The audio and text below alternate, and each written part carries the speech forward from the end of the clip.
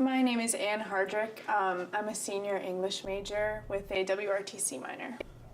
I wasn't really sure what I was expecting. I was kind of expecting to spend a lot of time in some dry, dusty archives and libraries and then come out with some crazy project on the other end.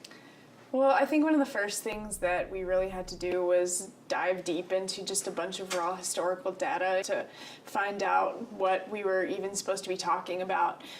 The main thing that we did was kind of coalesce everything into a larger story, find pictures, and just try to tell the story of the community the best way that we could. So then after that, we kind of went to the web and made timelines, we made maps, and then we told the story digitally.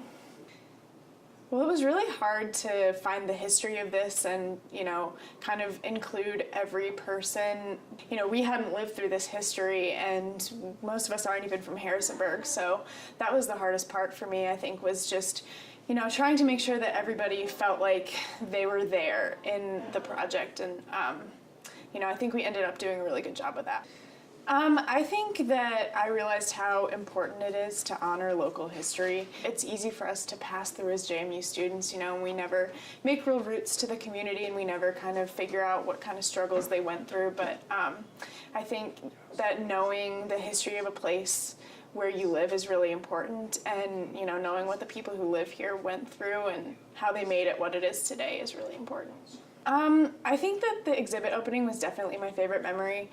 It was really special to have everyone come up to you, and just the joy at them seeing themselves represented for the first time, and the joy at them seeing themselves kind of immortalized was really amazing.